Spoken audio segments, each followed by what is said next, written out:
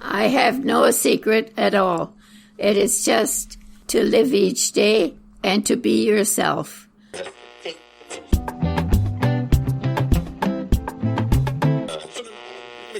We can change the world, but we got to do it one step at a time, one person at a time.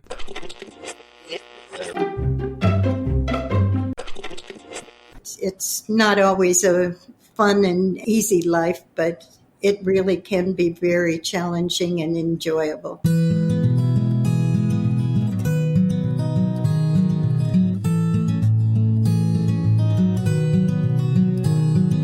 Hi there. Welcome to Elder Wisdom, stories from the Green Bench made possible by Schlegel Village's retirement and long-term care homes. Now, the Green Bench is a real thing, and there are plenty of them where year-round people can sit and chat, connect, and find community within their community. And that's also what today's special episode is all about.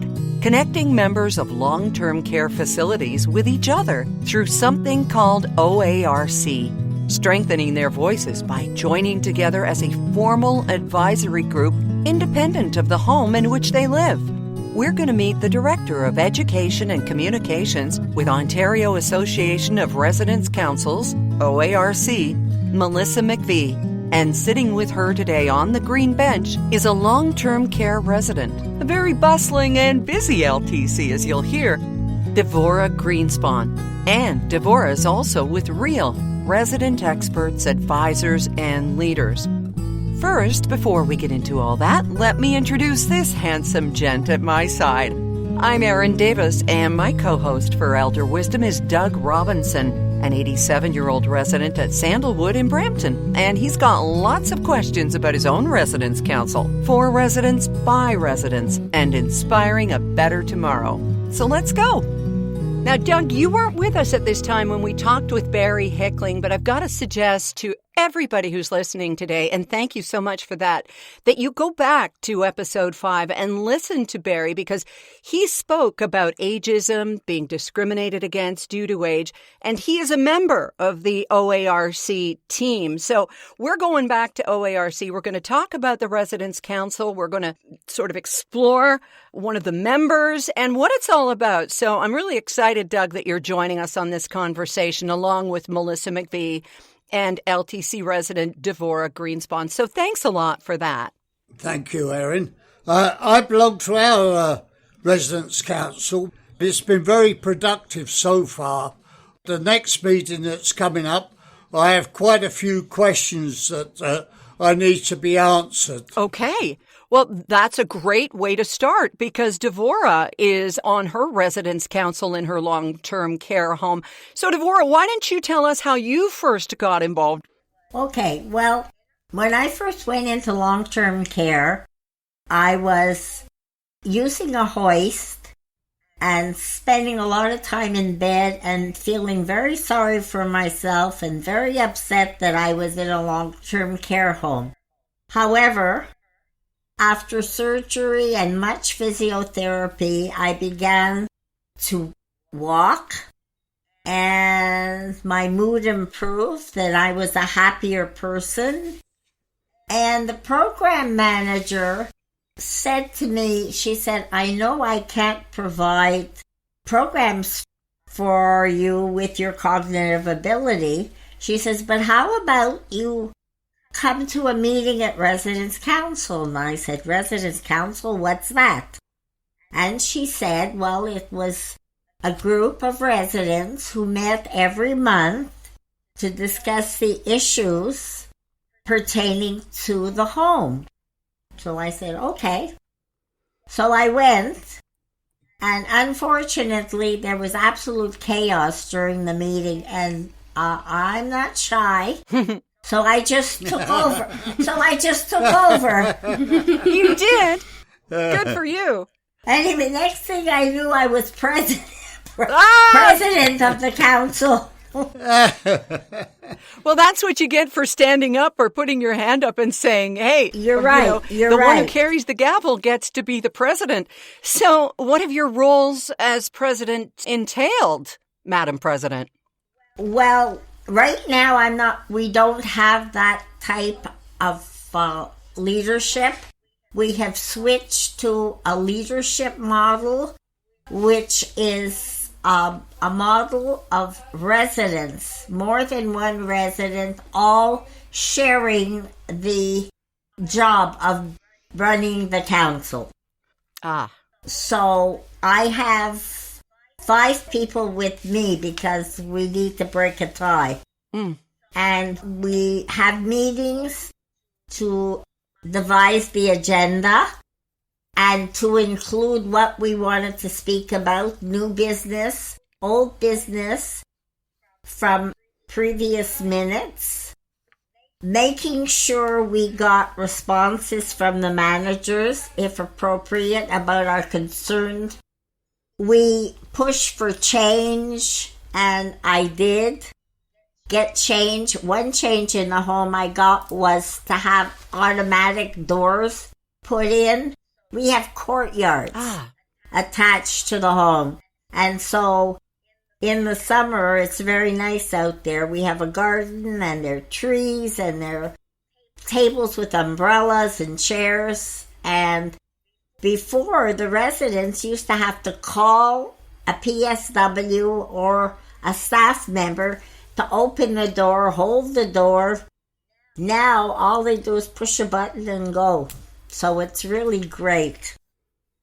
And this is like one of the things that residents can do is get things changed. And this is what we discuss at our meetings.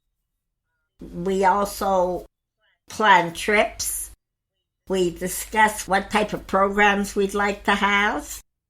And that's in the minutes so that the program manager is the staff assistant. So she helps us out on those things, telling us what's available and when it's available. We also have an eating out club that we go to once a month.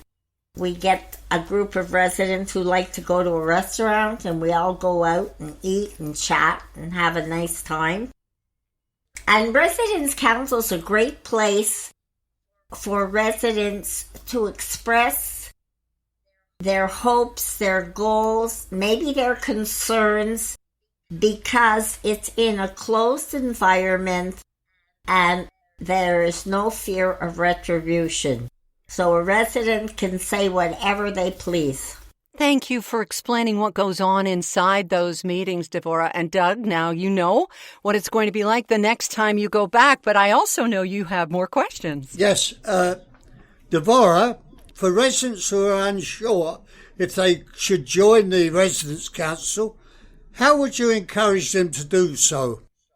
Well, I think I would explain to them that it's not necessary for a person to join, but we do like the residents, as many as possible who can do it, come and join. And I explain to them what council is and how important it is. It's a very important part. As one of our residents said, it's the lifeline between the home and the residents. That's very true, Devora. Wonderful.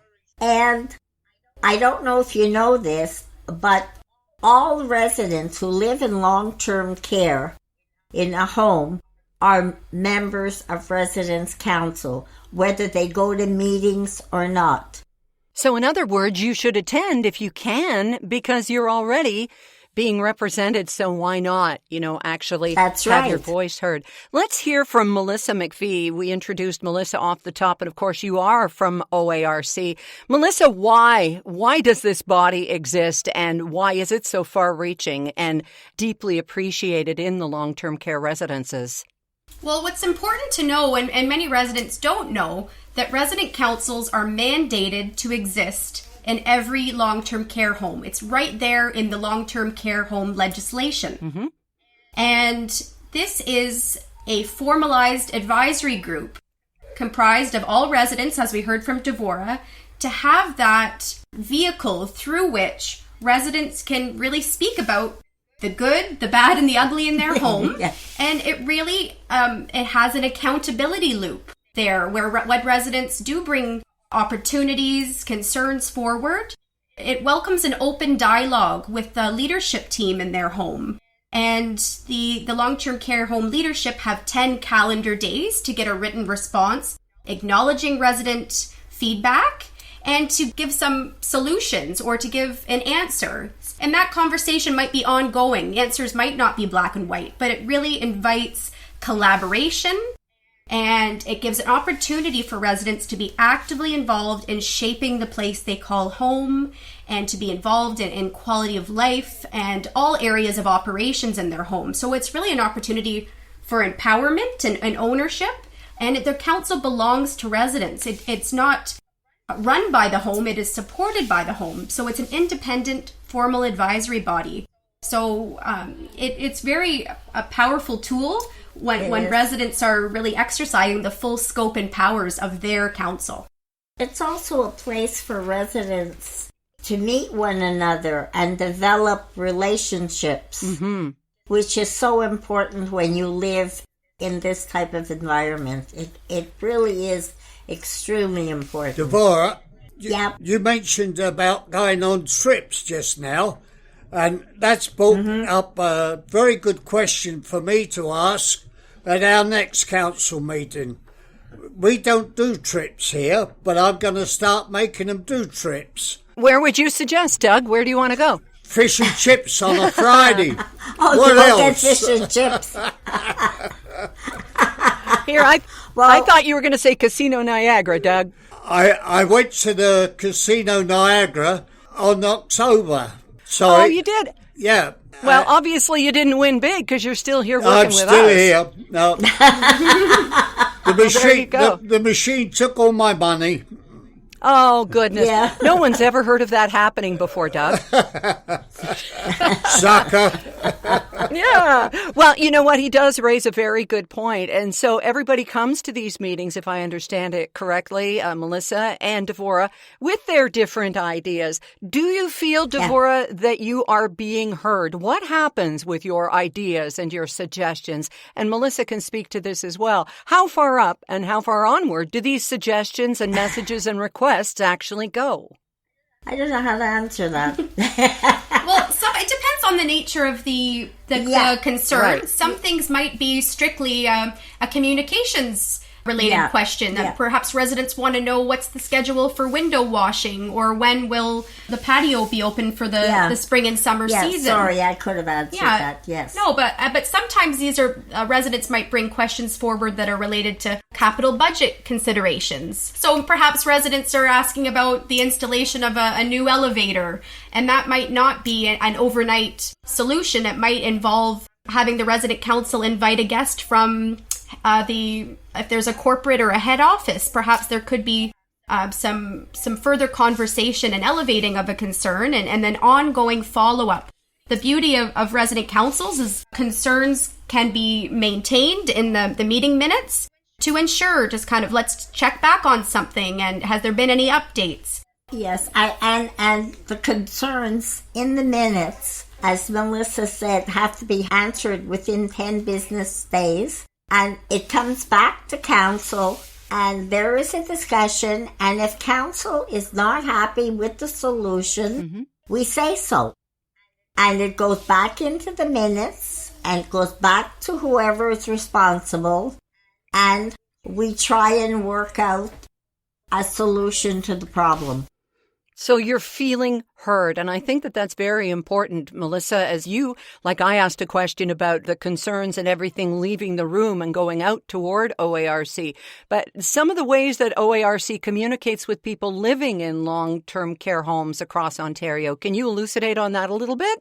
Certainly. We have a number of different communications channels that have been identified with the support of our resident leaders who are part of OARC governance and leadership, because residents like to receive information in different ways. So everyone recognizing that people have different preferences. Some are active on a computer. Other people like something, a hard copy.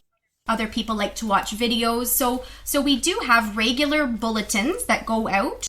Perhaps there's been a change in policy or practice announcements from our partners at the government that might impact resident day-to-day routines.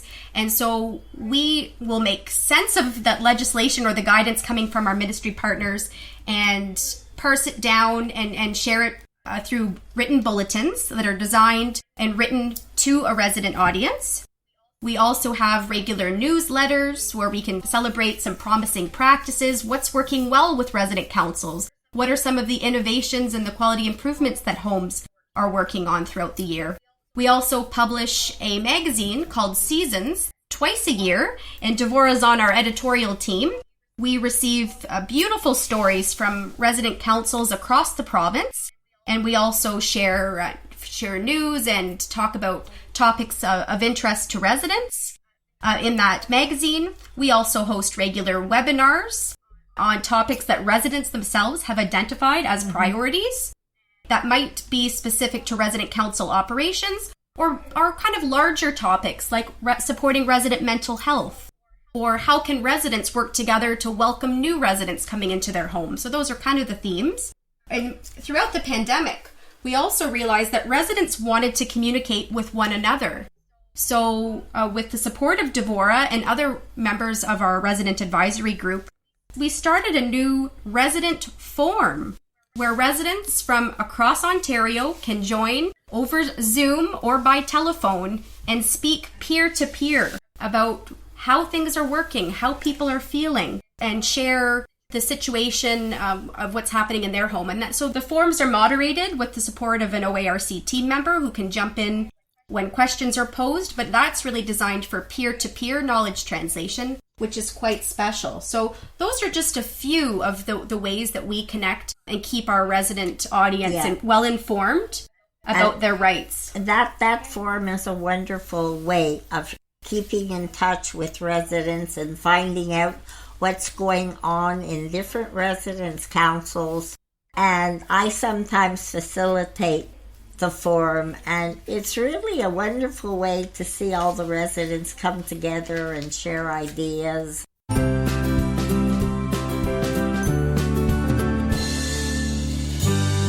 Melissa, my wife lives with dementia and in a long-term care home.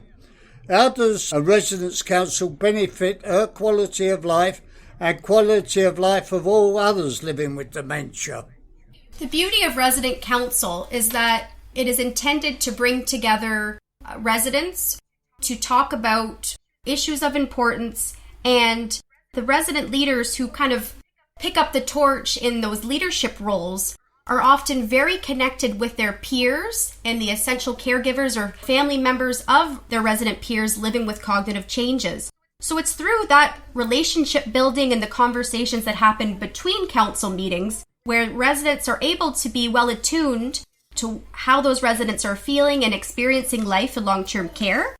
And then a resident leader like Devora could perhaps bring any themes or issues through the meeting to the residents' behalf. Now, a home might also have a family council, which is distinctly different, but that's a platform for family care partners to come forward, and they can also speak on behalf of a loved one and speak with family peers. And the resident council is distinctly different as it's open to residents only. But something that we have been working on organizationally is finding ways that we can help support and build capacity in our resident leaders so they have a better understanding of dementia and therefore a better understanding of their peers living with cognitive changes. So they can implement some strategies with communication and gentle redirection so they feel empowered and in a better position to really advocate in their homes. Devora is an active member of a Behavioral Supports Ontario lived experience advisory group where she actually has been getting firsthand training and support about dementia. And I think she brings that forward through her resident council and resident interactions. I do. And it teaches tolerance as well. Tolerance. And that is so important. I try to impact to the residents the importance of not yelling at these people. Like if someone is making a noise, they're making a noise for a reason.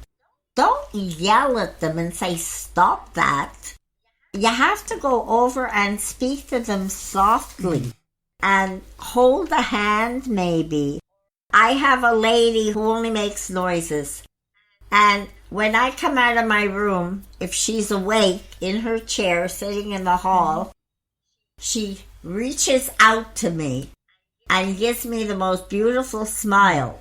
And I go over to her and I speak to her, even though she's making noises at me and I really don't understand what she's saying. I'm still speaking to her. And I pat her head and I touch her cheek and I hold her hand. And we have an interaction that way. And I do that with a lot of people who have a form of dementia, one form or another. And I get such a feeling of happiness when I do that.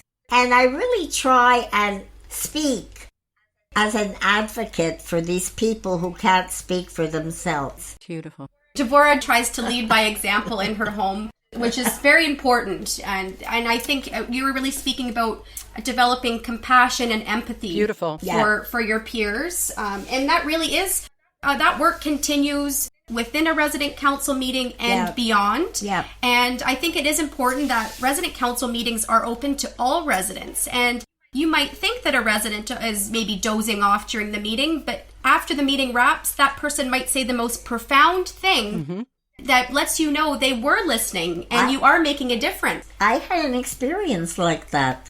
So I gave a presentation and this lady was sitting in a chair with her eyes shut and kind of her head on the side. And then when I was leaving, I had to walk by her and she put her hand out to me.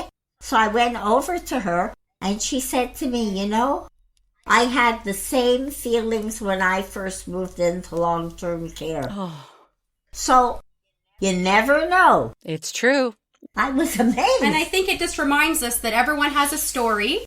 We can't paint all residents with the same brush. No, you can't. And it's once you might need to take a little extra time to get to know someone's story. Perhaps someone spent their whole life participating on boards and committees. Right. Of course, that would naturally align that even living with cognitive changes in long-term care, that they would want to continue to be part of board meetings and giving back to their community. So that continues. And so resident council can really help give residents a sense of purpose, connection. Yeah. And it's residents working together for residents, for the betterment of residents. That's right. That's really the heart of it, I would say. Yeah. Perfect. Devora, you have a very lot of good compassion. I can hear it in your voice there. Compassion is with the residents. I try to be compassionate with our residents. What I do, I learn the different languages. I say good morning to them in their own language and shake their hand. And as you say, you get a smile on their face. And when you see that smile, it makes your day. You know, long-term care is often viewed as sort of the last stop in our lives' journeys. And the change is to view it as part of a continuum of care, I think. So, Devora, what is your hope for the future of long-term care in Ontario, including perception? I did not come into a long-term care to die. I was not put here to get rid of.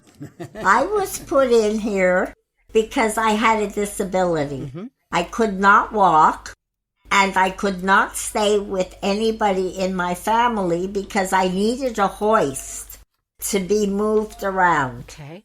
When I became able to walk, I began to live a different life. I was put in here, as I said, not to die, but to live, to have a fruitful, happy quality of life. I have not changed. I am still the person I was.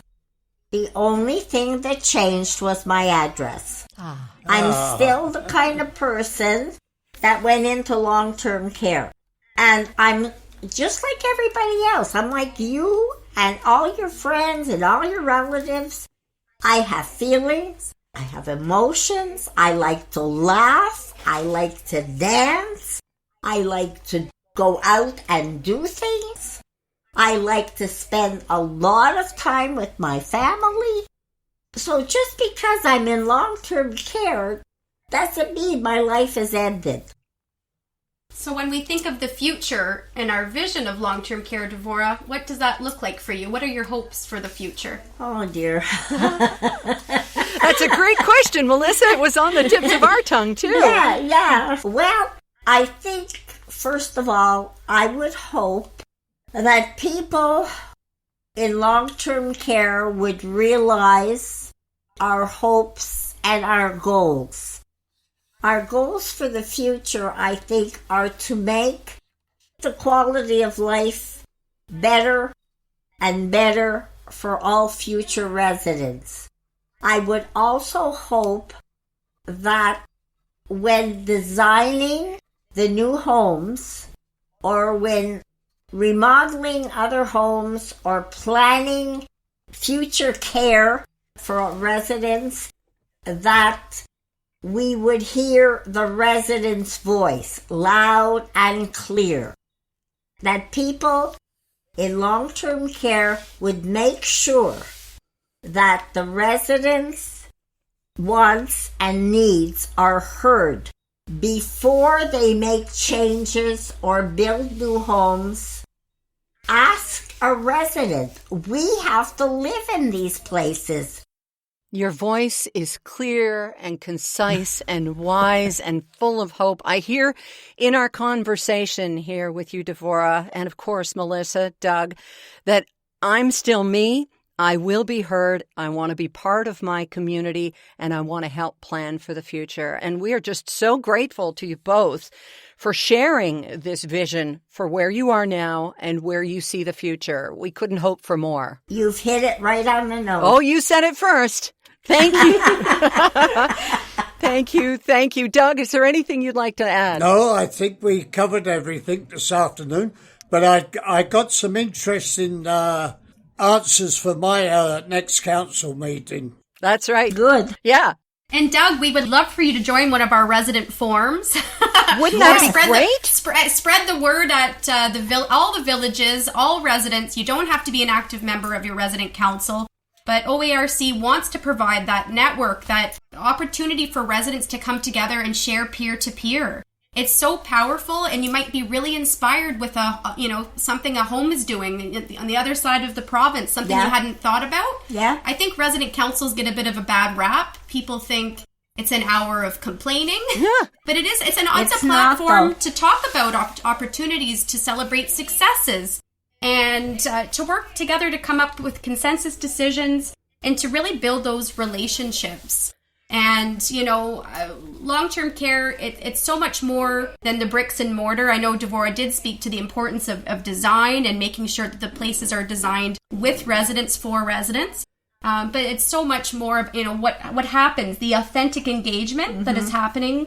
Really, when there's a hum in the home, when residents are connecting authentically with their leadership teams, with each other, team members, it really becomes a family. Yeah. Where people want to be, where people, our vision really is that long-term care will be more of a choice, not a last resort, or as you said, that perception of that last stop that you said, Erin. Yes. That we want them to be places where residents choose as that option along a continuum where they can continue to live rich, full lives. Yeah. And continue to be who they are. So, yes, we always have our antenna up, as we do have a resident advisory group that is comprised of, Devora is the co-chair of our advisory group, the Resident Expert Advisors and Leaders. Mm-hmm. Real. And the Real Group. And that was actually coined by a former director of OARC. Shout out to Jamie. He was always focused on, OARC is all about keeping things real, keeping things grounded in the resident experience. And so we're always looking for resident leaders from across Ontario, people who are willing to lend their voices, like what Doug is doing through this very podcast, and give voice and emphasis to issues of importance to residents, and to help us at OARC, give us some guidance on how we can do that, how we can elevate issues with our ministry partners and help shape our sector and inspire a better tomorrow. There you go, Doug. I think you've been voluntold. That's right. Thank you. That's right. Looking forward That's to right. Doug, your newest member. Okay. Doug, I think you would really enjoy being part of the forum. Thank you, Devora. The conversation will continue, You but know a sincere thank you for this platform, and we feel a real special connection with the Green Bench, as we recently lost a real founding, member, maybe Yes. not a real founding member of OARC, as we've been around for 41 years, but we had a resident leader of 13 years, Sharon Cook, who, really believed in the vision behind the Green Bench and sharing stories. And so while she did not live in a village, she actually worked with the Schlegel team and was able to get a Green Bench installed in her own home. Oh. And we lost Sharon recently. We certainly wanted to dedicate our time with you today to Sharon, and we look forward to really announcing a bit of a legacy project where we can work with long-term care communities and award a special bench to homes and resident councils that are really standout councils and fostering quality improvement and really raising the resident voice. So thank you so much for this opportunity to be with you and to share. Oh, thank you. And may her memory be a blessing. There will always be room for her on this Green Bench. Yes. Thank you. Yes. Thank you, ladies, so much. Thank you, Doug. It has been a pleasure as always, sir. Thank you, Erin. Thank you so much for joining us today. And for more information on the Ontario Association of Residents Councils, visit ontarc.com. And you're always welcome to go to elderwisdom.ca to make sure you don't miss a single episode of these Elder Wisdom Chats on the Green Bench. There's over 40 of them to enjoy, so why not do a deeper dive into some inspiring, enlightening, and entertaining discussions. I'm Erin Davis, and on behalf of Doug Robinson, your seat on the Green Bench is ready and waiting.